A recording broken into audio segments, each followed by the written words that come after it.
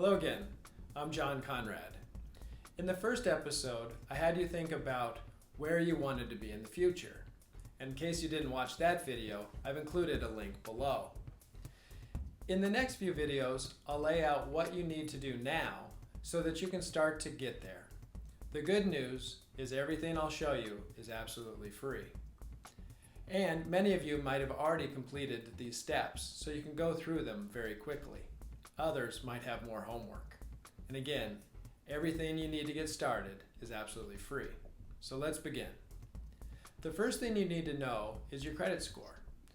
Do not opt for any programs that want your money, even $1. Let me say that again. Do not pay for credit monitoring or your credit score. All those things can be found for free, and I'll show you how to do it.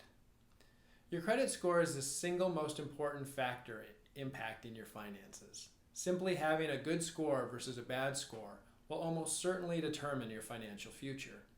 Whether you can obtain a loan, credit card, insurance, and cell phone, just to name a few, are based almost entirely on your score. More importantly, it will determine the interest rate or monthly rates you pay. The difference between having a good or bad score is literally thousands of dollars per year. The best part is your credit score has little to do with your income. Even a student with no income can have a great credit score. Also, don't worry if you have a bad score. Even the worst scores can be improved significantly, but it will not happen overnight, and don't trust anyone who says that it will. Be patient and don't get frustrated. It takes time to improve a score, but it always will if you follow the necessary steps. In future videos, I'll show you how to do it. For now, a little background. I know everyone talks about a credit score as if it's a singular thing, but you don't have just one score. In fact, you have many. Lenders use different types of scores for different types of applications. In the US, there are 3 major credit bureaus: TransUnion, Equifax, and Experian. Each has its own credit file on you called a credit report. Each report might contain different information. Credit scoring companies then use that information to create scores. The most well-known score is called a FICO score, which is used by most lenders to evaluate your credit worthiness.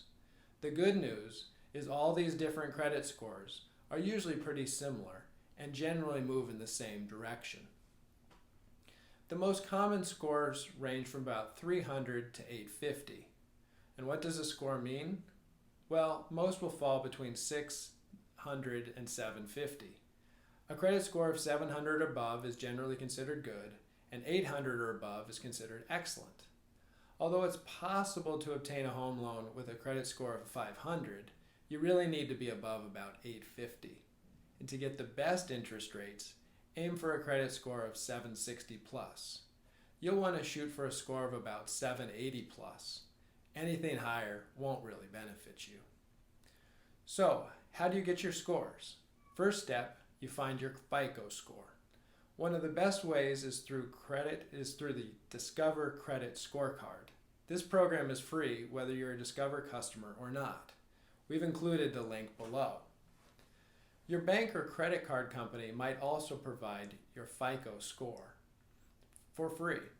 Just make sure that it provides your FICO score. Some companies, like American Express, used to provide a FICO score, but now provide what's called a Vantage score. This is good as well, but it's not what we want right now. So just make sure that you're getting your FICO score. When you're setting up the Discover account, it will ask you some personal information, including your social security number, and a few other personal questions to verify your identity. And don't worry, this will not impact your score in any way. For now, just note your score and move on to the next step. So next up, set up an account with Credit Karma. I'll log on to my account and walk you through the areas you should look at. So here you can see, when I open the dashboard, you can immediately see the 2 credit scores. Here's my TransUnion credit score, and here's my Equifax credit score. These are both Vantage scores. So a lot of people say, oh, Credit Karma is useless because they went to a lender and the lender took their FICO score and it was a different number. Well, of course it was, because the FICO score is different from a VantageScore. A VantageScore can still be important. It shows you the trend of your credit scores, if they're going up or down. And they're also usually pretty close to your FICO score. There can be differences and they can be significant, but usually they're about the same. More importantly than that score is going to be your credit report. So I'll just take a look at the TransUnion report. You, of course, will look at both of your reports to make sure the information is correct. But what you want to do is click on the TransUnion report, and then you can scroll down and you'll see credit report right here. You want to click on your credit report, your past addresses, potentially your employers, past employers, and your name. Just make sure that all that information is correct. If you do see an address that you don't recognize, make sure you definitely follow up on that, because it could be a sign of some identity theft. Here are my accounts. Here are my credit card accounts. Here are my real estate loans. If you have a student loan, you could also scroll down and you'll see you'd probably have a student loan. If you have auto loans, you'll also see that here. What we want to do first is make sure that all the accounts are in good standing. If these accounts are not in good standing, you'll see something. It won't be in green. It'll tell you what the error is in your credit. You'll want to click on that item, and then you can usually go to this area here and it'll tell you, are you 30 days late, are you 60 days late, are you 90 days late, and your past status will show up. If you've got a closed account, it'll show that it's been closed and closed in good status. That's also what you want to see for closed accounts.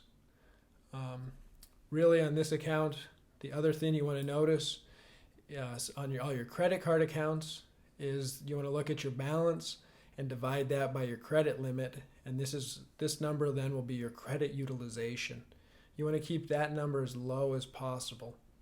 Credit utilization that goes over maybe 7% can ding your credit. Now, it's not a big deal, because I can show you in a later video how to keep your credit utilization low. And it's just not a matter of paying off your balance each month. There's a couple other steps that you need to take. So the other thing you want to take a look at is the hard inquiries. These will have impact on your credit score as well. You just want to make sure that the people who have done a hard inquiry, you recognize what the company is or what they did, and make sure that that's correct. There are times when you can see a company and you'll say, what's that? For example, Factual Data, I've never done anything with them, but based on the date, I know that I took out a mortgage around this period, so that's very likely related to the mortgage that I took in late August of last year. Just make sure that you recognize it, and if you don't, again, note it down.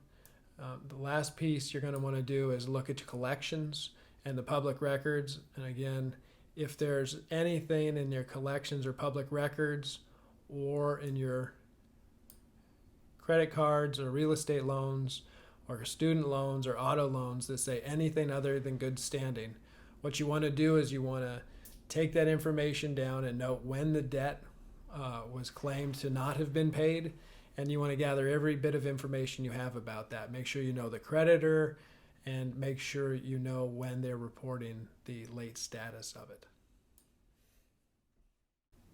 Now that we've gone through the Credit Karma website, now we should log on to the annualcreditreport.com. The link is also below, in order to check out your Experian report for free. Make sure all the information on this report is accurate here too. Use the same process that we did on the credit card account. I seem to have an issue with obtaining the Experian report online unless I pay a low fee, which then turns into an expensive monthly service plan. If this happens to you too, avoid the fee and ask them to mail the report to you for free. Now you'll have everything you need to move forward to the next step. In the next videos, I will talk about some easy steps you can take to improve your credit score and deal with creditors. If, in the meantime, you have some questions, please write them up in the comment section below. See you in the next video.